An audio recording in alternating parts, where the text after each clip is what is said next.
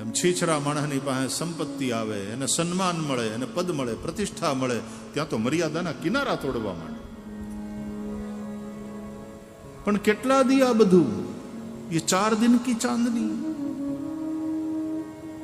सजल मूल जिन सरितन नाही, वो बरसी गए पुनि बारी सुखाही.